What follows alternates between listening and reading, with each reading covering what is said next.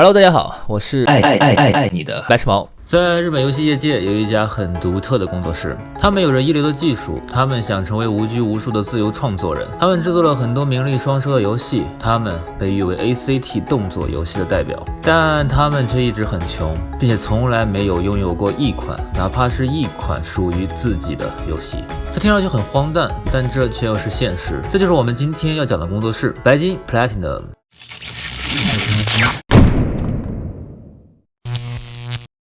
白金工作室成立于2006年，距今已经12年了，但他们的历史最早可以追溯到更远的时候，追溯到卡普空的时期。白金的创始人有4位，其中最关键的一位名叫三上真司，就是创立了生化危机系列以及恶灵附身的大佬。他呢，其实一开始也没想进入游戏行业，是想从事制造业的，想去新日铁做企划，但行业竞争太激烈了，不好找工作，只好天天打游戏了。后来他机缘巧合的情况下，去参加了卡普空的求职会，听了社长关于以后奋斗目标的演讲，很受影响，决定应聘这家游戏公司。在入社考试的笔试中，很漂亮的被淘汰了，但是最后还是被内定入社，到现在都不知道是为什么，可能是因为当年卡普空太缺人了吧。三上真司在卡普空兢兢业业做了几年，后来机缘巧合的情况下带头制作了《生化危机1》，亲自写剧本做设计。本来公司内呢也没太重视这个小项目，但没想到销量竟然突破了100万份，直接拯救了当时濒临破产的卡普空。后来的生化危机系列销量都非常好，由于三上真司的杰出贡献，就让他创建了卡普空第4开发部，并任部长。当时任天堂准备发布自家的第4代主机 NGC， 为了给主机造势，和三上真司进行了一波 TY 交易。2001年，在 NGC 公开发售的前夜，卡普空第4开发部在东京召开了大型发布会。三上真司宣布，《生化危机》正统系列将被 NGC 完全独占，并且首部作品将是重新制作的初代《生化危机》。任天堂的天才制作人宫本茂也打破了从不出席其他厂商发布会的惯例，到场祝贺，引起了整个游戏业界一片哗然。但天不随人愿啊！虽然复刻版《生化危机》和《生化危机0》的游戏品质非常高，但销量却不尽如人意，在日本只卖出了40万份。心情郁闷的三上真司在一次访谈中说出了那句话：PS2 和王国之心这样品质糟糕的东西能够大卖，日本人的脑筋真是有点问题。立刻引起了整个日本游戏业界的轩然大波。具有强烈讽刺意味的是，与 NGC 生化危机同时期推出的 PS2 鬼武者2却再度顺利突破100万。随后毫不气馁的三上真司又携第4开发部全体同仁，在2002年再度发表了5款对应 NGC 的全新作品，但是依旧没能挽回在 NGC 销量上的失败。三上真司的头太铁了，一直就只做 NGC 独占游戏，甚至夸下海口，如果生化危机4登陆 NGC 以外的平台，我就把头砍下来。但第4开发部业绩太差，卡普空高层坐不住了，三上真司被主动辞去部长职位。卡普空以岗位调整为名，投资成立了独立工作室四叶草，连带稻叶敦志、神谷英树以及原第4开发部一半的职员转移了过去。转移完人员后，卡普空又果断地将生化危机4移植到了 PS2。如果生化危机4登陆 NGC 以外的平台，我就把头砍下来。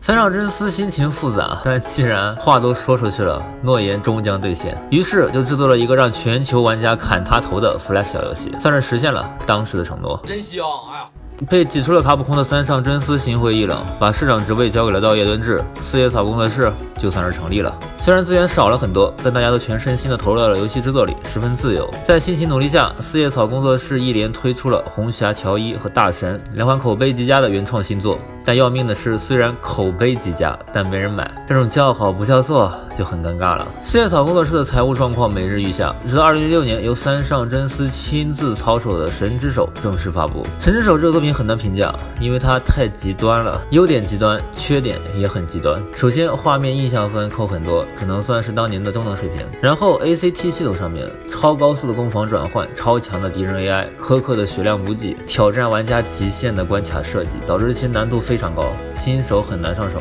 但一旦上手玩深入了，会觉得这是神作，超越了当时所有的 ACT 游戏，比鬼泣魔女战神忍龙都要好。可惜时代并没有选择神之手。这款有着顶级动作游戏潜力的作品，最终成为了四叶草的最后之作，也是唯一一款销量未突破10万的游戏。年底，卡普空称四叶草因市场成绩问题宣告解散。离开卡普空独立后，三上真司决定自己开公司，于是带领着四叶草的团队建立了自己的工作室 Seeds。东野道志和神谷英树也跟着老大一起过来干活了。但工作室面临一个非常严峻的现状，没有钱，也没有版权，他们没法做知名游戏的续作，想要授权的话得花钱买，但没有钱；想做全新品牌，也没有钱开发游戏，即使拉到金主，也没有发行游戏的能力和经验。三上真司、稻叶敦志、神谷英树空有一身做游戏的能力，但完全没有卖过游戏。这时他们又刚好遇到了从卡普空第3开发部离职的三并打野。三并打野也创立了游戏公司 ODD， 两家公司一合计，干脆合并算了。Seeds 和 ODD 短暂的生命很快过去，合并后的公司命名为白金株式会社，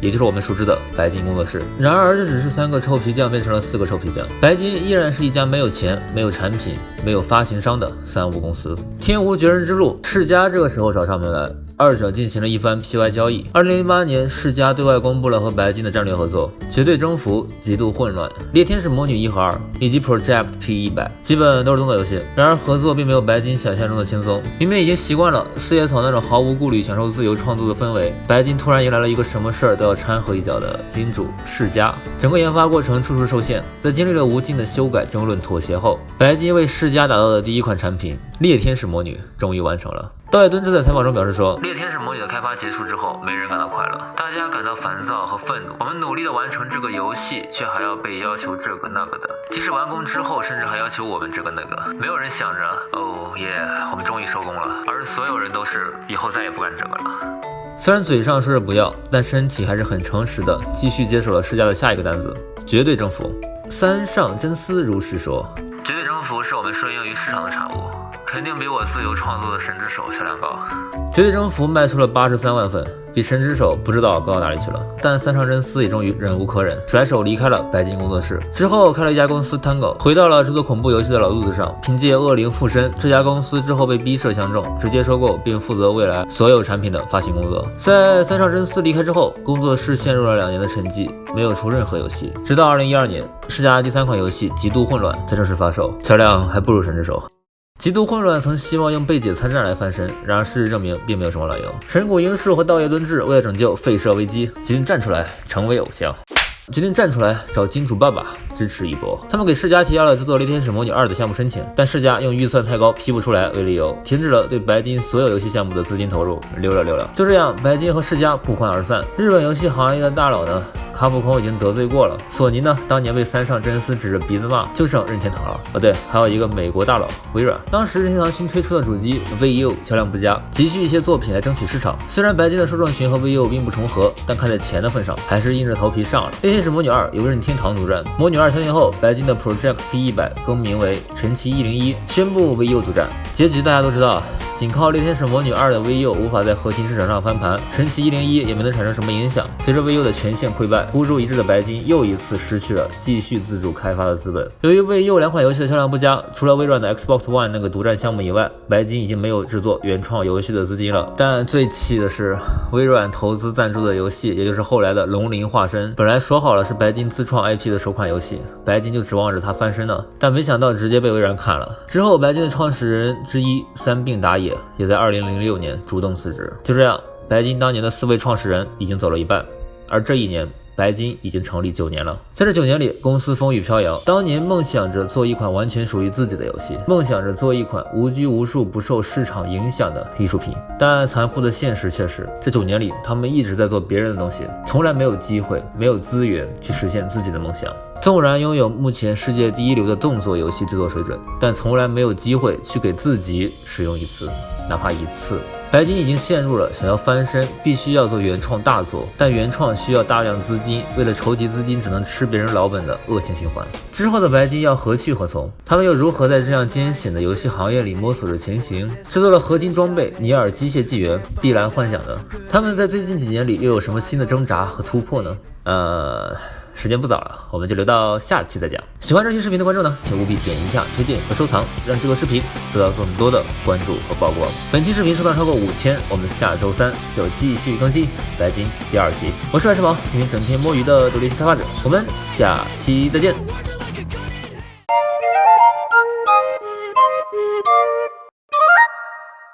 动作是，每一个机智的创意都值得被点亮。